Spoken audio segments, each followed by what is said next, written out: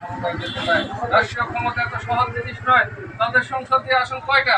আমরা দেখেছি একবার 3টি আসন পেয়েছিল একক নির্বাচন করে।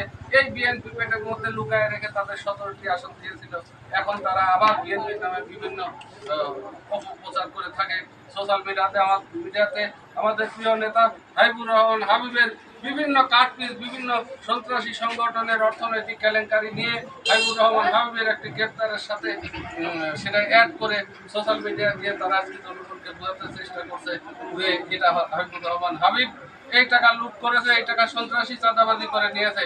কিন্তু হাবিবুর রহমান হাবিব শুধু ঈশ্বরদী আটগড়িয়া নয়, শুধু পাবনা জেলায় নয়, সারা বাংলাদেশে হাবিবুর রহমান একটি রোল মডেল, যিনি স্বৈরাচারী হাসিনা সরকারের আমলে শত নির্যাতনের মধ্যে দিয়ে বিএনপিকে ঐক্যবদ্ধ করে রেখেছেন। সেই প্রিয় নেতা যখন তিনি পাবনায় বিভিন্ন প্রোগ্রামে ব্যস্ত, তখন সোশ্যাল মিডিয়াতে একটি খবর আসলো হাবিবুর রহমান হাবিব গ্রেপ্তার, তার বাসার থেকে এত পরিমাণ টাকা পাওয়া গেছে। কোথায় গ্রেপ্তার? ঢাকা মিরপুর। বাসায় টাকা পাওয়া গেল শ্যামলীর। হাবিবুর রহমান হাবিব পাবনায় এসে বিভিন্ন সভা সমাবেশে ব্যস্ত।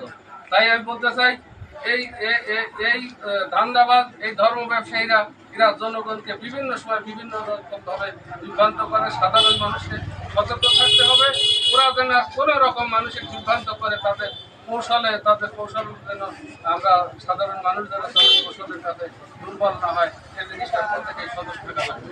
আগামী ফেব্রুয়ারি মাসে যে নির্বাচন হবে, আমরা আমাদের প্রিয় নেতা জেলা বিএনপির আহ্বায়ক হাবিবুর রহমান হাবিবকে আমরা বিপুলভাবে এই সরকারি আন্দোলন থেকে নির্বাচিত করে ইনশাল্লাহ আমরা ঘরে ফিরবো।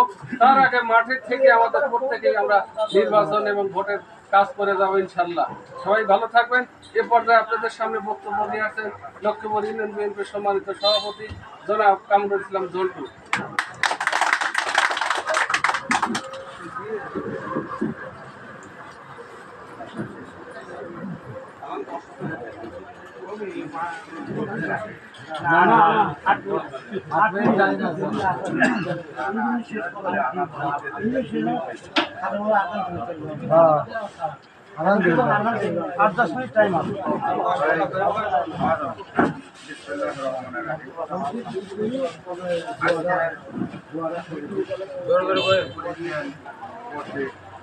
বেগম খালেদা জিয়া যে আয়োজন করা হয়েছে, এই আয়োজনে